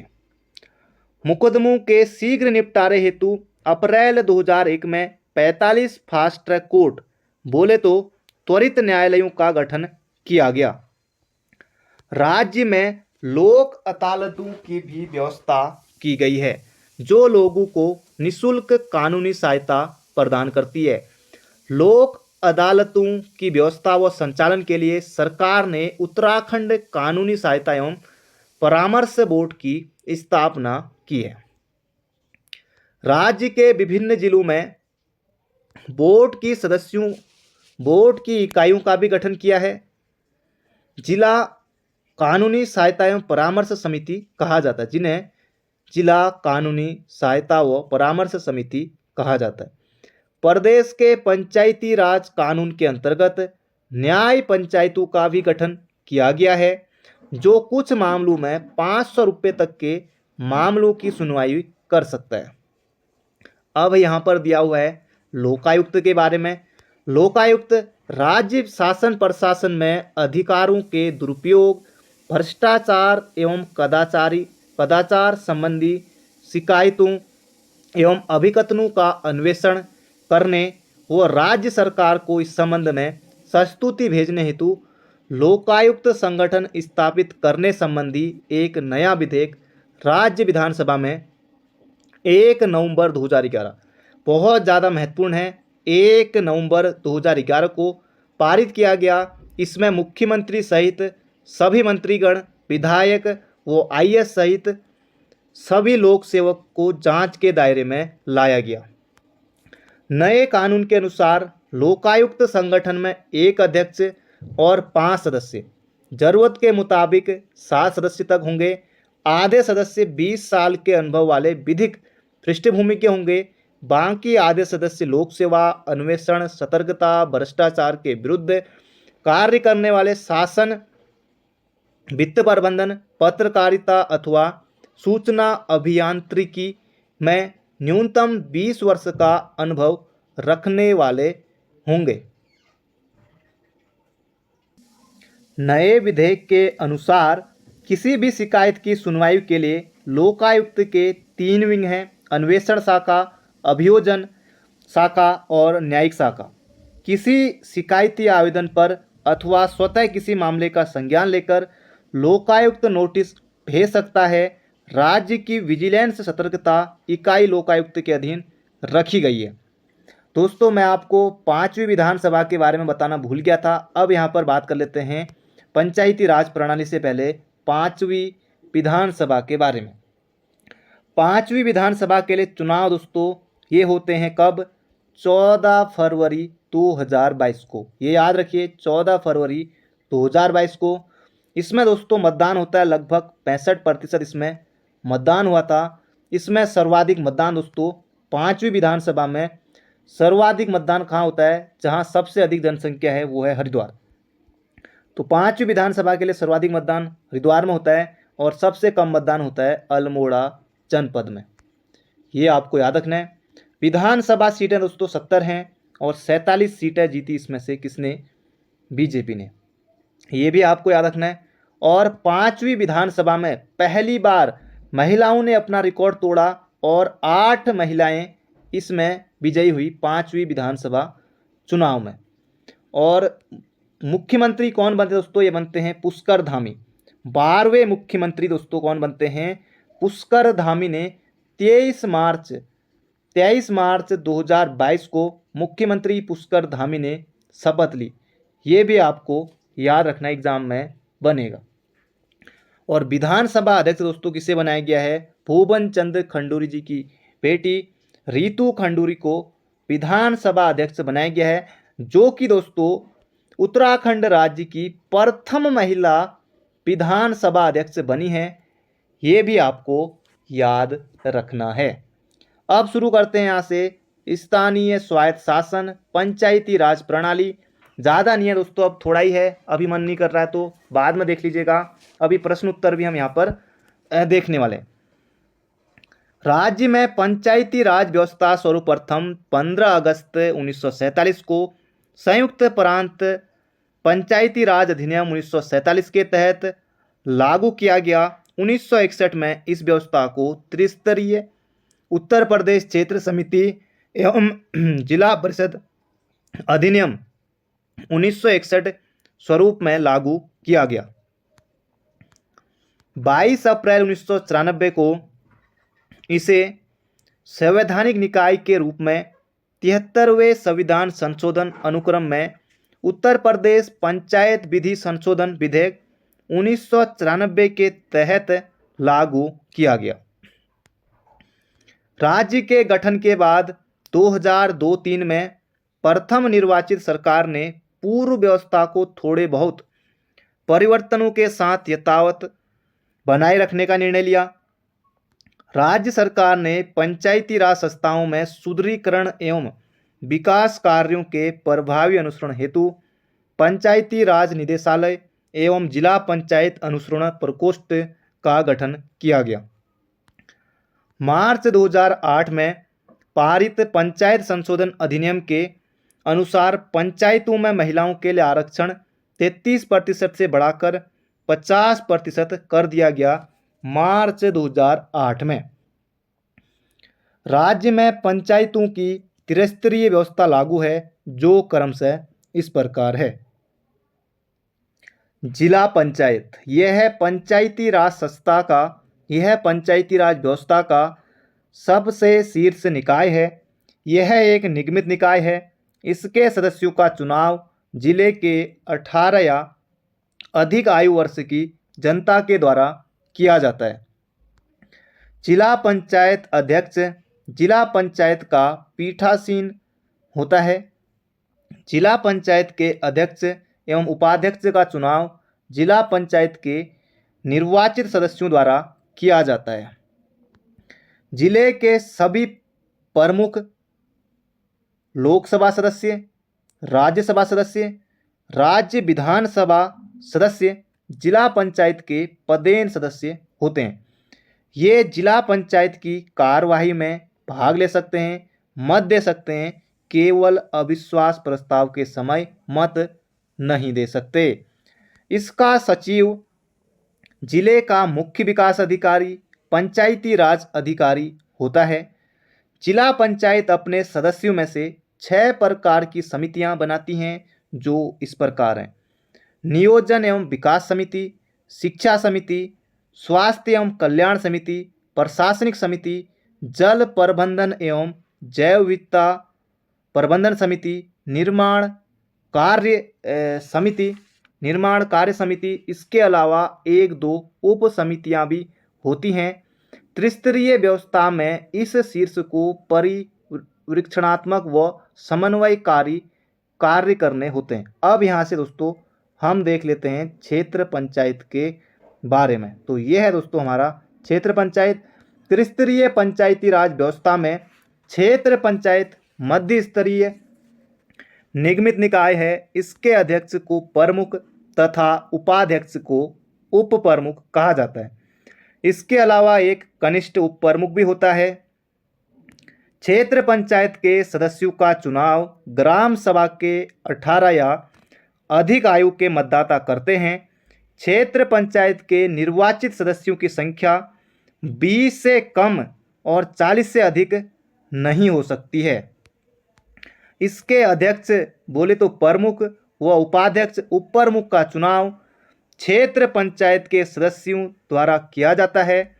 उस क्षेत्र पंचायत के अंतर्गत आने वाले ग्राम प्रधान, लोकसभा सदस्य, राज्यसभा सदस्य, राज्य विधानसभा सदस्य क्षेत्र पंचायत के पदेन सदस्य होते हैं। ये क्षेत्र पंचायत की बैठकों में भाग ले सकते हैं और प्रस्तावों पर मत दे सकते हैं। केवल प्रमुख या उप प्रमुख के विरुद्ध अविश्वास प्रस्ताव पर मत नहीं दे सकते। उस क्षेत्र पंचायत के अंतर्गत आने वाले जिला पंचायत सदस्य भी क्षेत्र पंचायत की बैठक में विशेष आमंत्रित सदस्य के रूप में भाग लेते हैं, परंतु मत नहीं दे सकते। इस पंचायत का सचिव बीडीओ ब्लॉक डेवलपमेंट ऑफिसर होता है। यह पंचायत अधिकांश कार्य अपने सदस्यों से गठित पूर्वत 6 प्रकार की समितियों के माध्यम से करती है। क्षेत्र पंचायत जिला पंचायत एवं ग्राम पंचायत के मध्य कड़ी के रूप में कार्य करती है। ग्राम पंचायत, अब जान लेते हैं ग्राम पंचायत के बारे में। त्रिस्तरीय पंचायती राज व्यवस्था के सबसे निचले स्तर पर ग्राम पंचायत होती है। ग्राम पंचायत के गठन हेतु पर्वतीय क्षेत्रों में कम से कम 500 व मैदानी क्षेत्रों में कम से कम 1000 व अधिकतर 10,000 की आबादी होनी चाहिए। किसी भी ग्राम पंचायत में सदस्यों की संख्या 5 से कम व 15 से अधिक नहीं हो सकती। ग्राम पंचायत सदस्यों एवं ग्राम पंचायत अध्यक्ष यानी कि प्रधान का चुनाव ग्राम सभा के 18 वर्ष या इससे अधिक आयु के सदस्यों द्वारा की जाती है। ग्राम सभा द्वारा एक उप प्रधान भी चुना जाता है। पंचायत सदस्य प्रधान या उप प्रधान चुने जाने हेतु आयु कम से कम 21 वर्ष होनी चाहिए। आपको भी 21 वर्ष हो गए हैं तो आप भी चुनाव लड़ सकते हैं, कभी मन अगर बनाए हो तो अलग बात है, देख लीजिएगा। ग्राम पंचायत में अविश्वास प्रस्ताव के लिए पंचायत के 1/5 सदस्यों के साथ ही कुल परिवार के आधे परिवारों का भी सहमत होना अनिवार्य है। एक अथवा अधिक गांवों को मिलाकर गठित ग्राम पंचायत के तहत पंजीकृत मतदाताओं को मिलाकर जो सभा बनती है उसे ग्राम सभा कहते हैं। एक ग्राम सभा एक ही ग्राम पंचायत होती है। एक ग्राम सभा की एक ही ग्राम पंचायत होती है। किसी आवास समूह को ग्राम सभा घोषित करने, उसका नाम निर्धारित करने का कार्य ये करती है राज्य सरकार। ग्राम सभा की प्रत्येक वर्ष में 2 आम बैठक होती है जिसकी अध्यक्षता ग्राम प्रधान करता है। इस स्तर पर भी पूर्वोक्त 6 समितियां बनाई जाती हैं, लेकिन शिक्षा, स्वास्थ्य एवं कल्याण समितियों की सभापति महिला भी होती हैं। अब दोस्तों हम यहाँ से देख लेते हैं, न्याय पंचायतें 500 रुपये तक के मूल्य के मामलों की सुनवाई कर सकती हैं। इन्हें फौजदारी के छोटे मामलों में भी भारतीय दंड संहिता के अंतर्गत दंड देने का अधिकार है। ये 100 रुपये तक का जुर्माना कर सकती है, लेकिन जेल कतई नहीं। ग्राम पंचायतों के सब अभिलेख ग्राम प्रधान के पास होते हैं तथा सचिव की नियुक्ति ग्राम पंचायत द्वारा की जाती है। तो सचिव तो इनके वो तो समूह के द्वारा आते हैं शायद। 2002-3 में प्रथम चरण में राज्य सरकार ने 29 विषयों में से केवल 14 विषयों से संबंधित कार्यकलाप, दायित्व, प्रशासनिक इकाई कर्मी और इनसे संबंधित वित्तीय संसाधन ग्राम पंचायतों को हस्तांतरित करने का निर्णय लिया। अब दोस्तों यहाँ से हम देख लेते हैं नगर निकाय प्रणाली। ज़्यादा नहीं है, इसके बाद शुरू होने वाले हमारे प्रश्न उत्तर। नगर निकाय प्रणाली। राज्य में नगरीय स्वायत्त शासन प्रणाली की शुरुआत 1916 में। सीधे सीधे प्रश्न याद रखिएगा। राज्य में नगरीय स्वायत्त शासन प्रणाली की शुरुआत 1916 में संयुक्त प्रांत टाउन एरिया अधिनियम 1916 और संयुक्त प्रांत टाउन एरिया अधिनियम 1916 के तहत हुई। 1993 में 74वें संविधान संशोधन द्वारा इन निकायों को संवैधानिक दर्जा दिया गया। 1994 में इन निकायों के लिए नया अधिनियम पास किया गया। राज्य गठन के बाद नगर स्वायत्त शासन थोड़े बहुत संसाधनों के साथ पूर्वत कानून के अनुसार चल रहा है। प्रदेश में त्रिस्तरीय स्वायत्त शासन की व्यवस्था है जो क्रमशः इस प्रकार है। नगर निगम। संशोधित नियमों के अनुसार राज्य में निगम परिषद का गठन उन नगरों में की जाती है जिनकी जनसंख्या मैदान में 1 लाख व पहाड़ों में 90,000 या अधिक होती है। नगर निगमों की रचना एक नगर प्रमुख, इसे महापौर बोला जाता है, डिप्टी मेयर और सभासदों पार्षदों से होती है। नगर प्रमुख और सभासदों का चुनाव 5 वर्ष के लिए प्रत्यक्ष रीति से यानी कि सीधे वोट प्रत्यक्ष रीति से होता है, जबकि डिप्टी महापौर का चुनाव अप्रत्यक्ष रीति से होता है। वर्तमान में दोस्तों 8 नगर निगम यहाँ पर दिए हुए हैं। राज्य के देहरादून, हरिद्वार, हल्द्वानी, काशीपुर, रुद्रपुर, रुड़की, ऋषिकेश, कोटद्वार आदि दोस्तों ये 8 नगर निगम है। श्रीनगर दोस्तों नवा नगर निगम इसे बनाने की घोषणा 31 दिसंबर 2021 को जरूर से की गई थी, लेकिन दोस्तों अभी 8 नगर निगम है। नगर पालिका परिषद, जिन नगरों की जनसंख्या 50,000 से मैदान में 1 लाख तक व पहाड़ पर 90,000 तक होती है, वहां नगर पालिका परिषदों की रचना की जाती है। नगर पालिका परिषद की रचना पालिका अध्यक्ष व सभासदों से होती है, जिनका प्रत्येक 5वें वर्ष प्रत्यक्ष रीति से चुनाव होता है। राज्य में कुल 11 नगर पालिका परिषद हैं। राज्य में कुल 41 नगर पालिका परिषद हैं। अब दोस्तों देख लेते हैं यहाँ पर हम नगर पंचायत, ज़्यादा नहीं है, थोड़ा ही है। नगर पंचायत जिन नगरों कस्बों की जनसंख्या 5,000 से लेकर 50,000 तक होती है, वहाँ नगर पंचायतों का गठन किया जाता है। नगर पंचायत की रचना नगर पंचायत के अध्यक्ष व सभासदों से होती है, जिनका प्रत्येक 5वें वर्ष प्रत्यक्ष रीति से चुनाव होता है। राज्य में कुल 43 नगर पंचायतें हैं, जिनमें से 3 नगर पंचायतों बद्रीनाथ, केदारनाथ व गंगोत्री में चुनाव नहीं होते, बल्कि यहाँ मनोनीत होते हैं। दोस्तों पूरा चैप्टर हमारा यहाँ पर समाप्त हो गया है। अब यहाँ पर प्रश्न उत्तर को हम देख लेते हैं। सीधे प्रश्न और सीधे उत्तर, आप सभी को ये प्रश्न आ रहे होंगे। उत्तराखंड का राज्य पक्षी है मोनाल। अब दोस्तों पूरा चैप्टर हमने पढ़ लिया है। उत्तराखंड का राज्य पक्षी है कबूतर, टीका आपको नहीं करना है, तो ये हो जाएगा मोनाल। उत्तराखंड का राज्य पुष्प है, यह है दोस्तों ब्रह्म कमल, ना कि कमल, देखिए गलती होगी। अस्कोड वन्यजीव अभ्यारण्य किस जनपद में है? क्षेत्रफल भी हमने देखा था, पिथौरागढ़ में है, 600 वर्ग किलोमीटर में है और 1986 में स्थापना होती है। मोनाल का प्रिय आहार है दोस्तों, यह है आलू। ये बजरी नहीं खाता, आलू।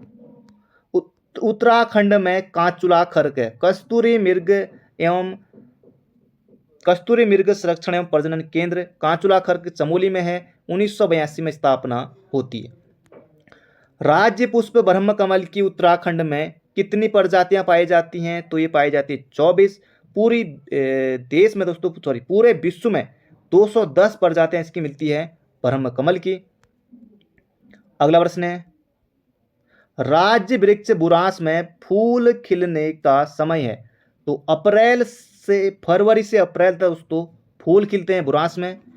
राज्य में कुल कितने जिले हैं? दोस्तों ये 13 जिले हैं, मोहजबानी याद रखिए। किस तिथि को राज्य का नाम उत्तरांचल से उत्तराखंड कर दिया गया? 1 जनवरी 2007। आप सभी को याद ही होगा जो अभी तक बने हुए हैं। नया राज्य उत्तराखंड स्वरूप में आया तो ये आया दोस्तों 9 नवंबर 2000 को। तो मोहजबानी आपको याद रखने हैं। निम्न में से कौन सा विधानसभा सीट अनुसूचित जनजाति एसटी के लिए आरक्षित है? एसटी के लिए दोस्तों एक चक्राता है और एक है नानकमत्ता उधम सिंह नगर का, खटीमा का नहीं है, ये 2 हैं, ये आपको याद रखने। अगला प्रश्न है यहाँ पर हमारा, नीचे 2 वक्तव्य दिए गए हैं। दोस्तों यहाँ पर 2 वक्तव्य दिए गए हैं। उत्तरांचल राज्य की विधायिका में 70 सदस्य हैं, बिल्कुल है। द्विसदनीय विधायिका नहीं दोस्तों, हमारे यहाँ एक ही है। विधान परिषद हमारे यहाँ नहीं है, तो हो जाएगा ए सही है और आर गलत है। अगला प्रश्न है, निम्नलिखित में से कौन सा उत्तरांचल का जिला नहीं है? रुड़की दोस्तों जिला नहीं है फिलहाल, रुड़की हरिद्वार में है। उत्तरांचल में एक ग्राम सभा की स्थापना की जाती है, तो राज्य सरकार के द्वारा दोस्तों ग्राम सभा की स्थापना की जाती है। उत्तराखंड में कितने नगर निगम हैं? कमेंट बॉक्स में आप बताइएगा। उत्तरांचल के किसी नगर निगम का नगर प्रमुख वो दोस्तों स्थानीय जनता द्वारा निर्वाचित किया जाता है। उत्तरांचल राज्य की स्थायी राजधानी के लिए स्थान चयन हेतु राज्य द्वारा बनाया गया आयोग, इस आयोग का नाम है दीक्षित आयोग। अगला प्रश्न है, उत्तरांचल राज्य के गठन की तिथि है? दोस्तों ये तिथि है 9/11/2000, ऑप्शन नंबर सी। उत्तराखंड का जिला नहीं दोस्तों, बिजनौर नहीं है, बिजनौर यूपी में आता है। उत्तरांचल राज्य में महिलाओं के लिए सभी श्रेणी की सेवाओं में कितने प्रतिशत क्षैतिज आरक्षण का प्रावधान किया गया? दोस्तों ये है 30%। आजकल दोस्तों इसको लेकर मामला भी उठा हुआ है। उत्तरांचल विधानसभा में एक सदस्य नामित किया जाता था एंग्लो इंडियन समुदाय से। उत्तराखंड भारत का 27वां जिला है। शुरुआत में दोस्तों 27वां राज्य है, जिला बोल दिया, सॉरी, समझ जाइए। तो ये हो जाएगा हमारा ऑप्शन नंबर सी। अगला प्रश्न है, अब यहाँ आपको देखने को मिलेंगे प्रश्न। तो यहाँ पर हमारा उत्तराखंड उच्च न्यायालय कहाँ स्थित है दोस्तों? 9 नवंबर 2000 को स्थापना होती है 20वें उच्च न्यायालय के रूप में। तो ये हो जाएगा नैनीताल। राज्य उच्च न्यायालय में अध्यक्ष सहित न्यायाधीशों की कुल संख्या कितनी है दोस्तों? ये होती है 11। वर्तमान में कौन है उच्च न्यायालय के मुख्य न्यायाधीश? कमेंट बॉक्स में छापिएगा। गढ़वाल मंडल में नहीं दोस्तों, बागेश्वर कुमाऊं मंडल में है। उत्तराखंड के प्रथम मुख्यमंत्री नित्यानंद स्वामी थे, ये आपको बिल्कुल याद रखना है। दूसरे कोश्यारी थे, फिर तीसरे आए एन डी तिवारी, मतलब प्रथम निर्वाचित आए एन डी तिवारी। अगला है पंचायती राज संशोधन अधिनियम 2008 के अंतर्गत पंचायतों में महिलाओं के आरक्षण की सीमा दोस्तों ये कर दी है 50%। 50% दोस्तों ये बढ़ाकर कर दी गई है। तो बढ़ते हैं अगले प्रश्न की तरफ। मोनाल पक्षी किस ऊंचाई तक मिलती है? जबरदस्त क्वेश्चन है दोस्तों। मोनाल पक्षी ये मिलता है 8000 से लेकर 20,000 फीट की ऊंचाई तक। ब्रह्म कमल किस देवता को चढ़ाया जाता है? भगवान शिव को चढ़ाया जाता है। 2011 में राज्य में सर्जित किया गया नया विभाग सुराज, भ्रष्टाचार उन्मूलन व जनसेवा। राज्य विधानसभा की पहली उपाध्यक्ष, राज्य विधानसभा की पहली उपाध्यक्ष, तो उपाध्यक्ष दोस्तों पूछा है, ना कि अध्यक्ष। उपाध्यक्ष हैं विजया बर्थवाल। उत्तराखंड की दूसरी राजभाषा संस्कृत। उत्तराखंड की द्वितीय राजभाषा संस्कृत। ये क्या हो रहा है? लगभग सेम ही क्वेश्चन है। अगला प्रश्न है, अब दोस्तों यहाँ पर विकास खंड दिए हुए हैं और एक तरफ यहाँ पर हमारे जनपद दिए हुए हैं, इन्हें मिला लेते हैं। हवालबाग दोस्तों अल्मोड़ा में है, डुंडा होगा उत्तरकाशी में, ओखलकांडा है नैनीताल में, खानपुर है हरिद्वार में। अगला प्रश्न है, ज़्यादा नहीं है, थोड़े हैं। उत्तराखंड के सर्वाधिक व सबसे कम क्षेत्रफल वाले जिले।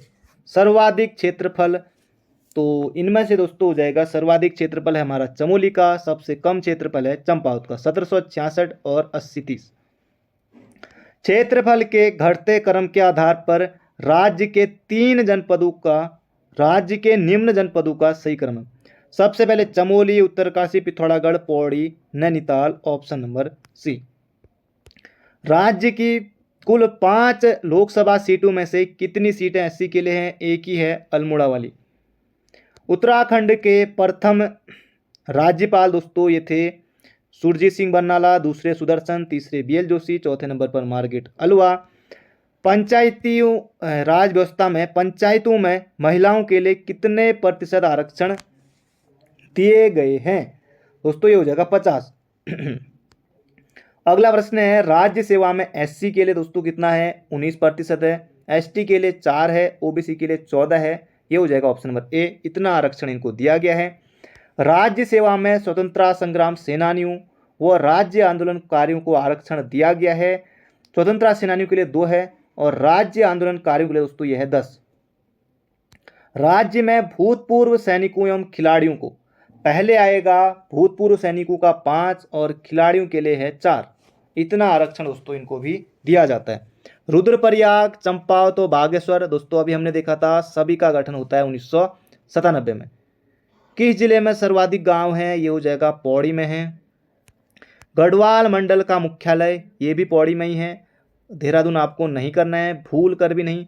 राज्य में राजस्व पुलिस व्यवस्था लागू है 1874 से।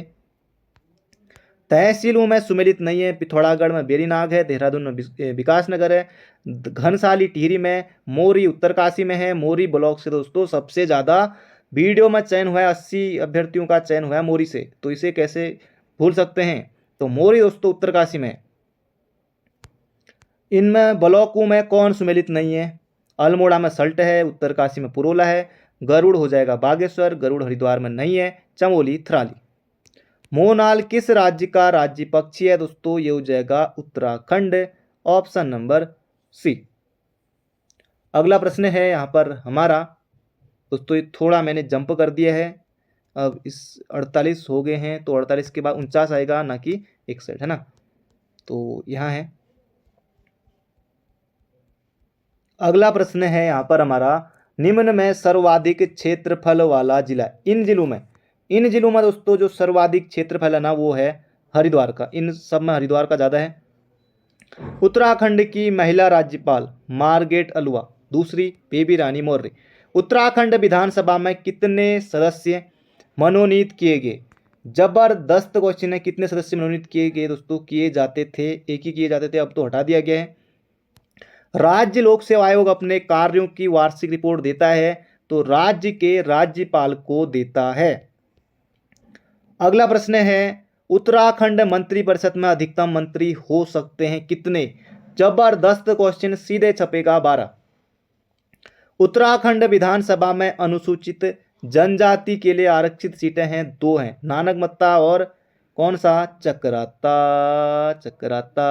अगला प्रश्न है, उत्तराखंड के पहले राज्यपाल सुरजीत सिंह बरनाला। बढ़ते हैं अगले प्रश्न की तरफ। उत्तराखंड विधानसभा में एक सदस्य नामित किया जाता था पहले एंग्लो इंडियन समुदाय से। उत्तराखंड का राजकीय पुष्प ब्रह्म कमल। राष्ट्रपति शासन लगा 27 मार्च 2016 से 12 मई 2016 तक।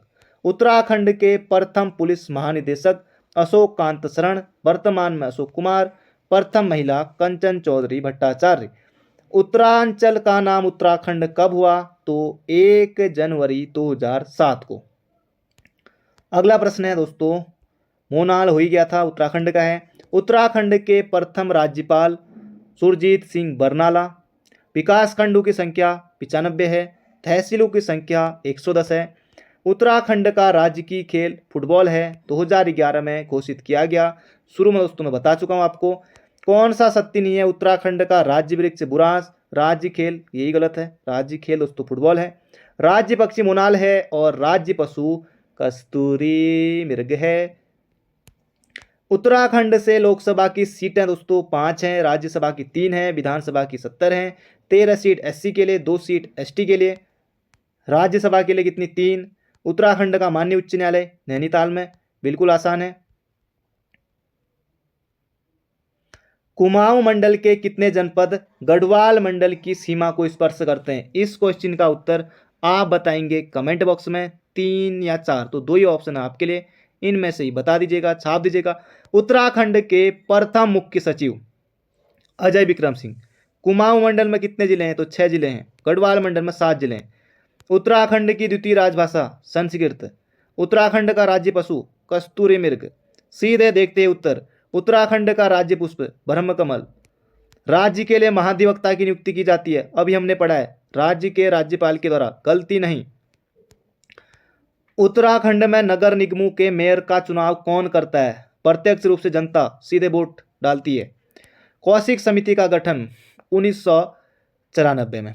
तो दोस्तों ये था आज का हमारा परीक्षावाणी का दूसरा अध्याय। प्रश्न उत्तर भी हमने देख लिए हैं, सब कुछ हमने देख लिया है। लगभग दोस्तों 2 घंटे की भी वीडियो नहीं, लगभग दोस्तों 1.5 घंटे के भीतर हमने सब कुछ इसमें देख लिया है। देखिए आप 6 महीने, साल भर, 3-3, 4-4 साल से कई लोग परीक्षावाणी पूरी नहीं पढ़ पाए हैं और मैं मात्र दोस्तों 22 वीडियो में पूरी परीक्षावाणी बुक आपके सामने रखने वाला हूं। वीडियो को ज़्यादा से ज़्यादा लाइक कीजिएगा, ज़्यादा से ज़्यादा शेयर कीजिएगा। मिलते हैं बहुत जल्दी एक नई वीडियो में। Thank you friend, thank you so much. अपना ध्यान रखिए, स्वस्थ रहिए, मस्त रहिए। आप सभी का सिलेक्शन भी दोस्तों जरूर से होगा, तो बिल्कुल शिद्दत से पढ़िए, जी जान से मेहनत करिए और आग लगा दीजिए।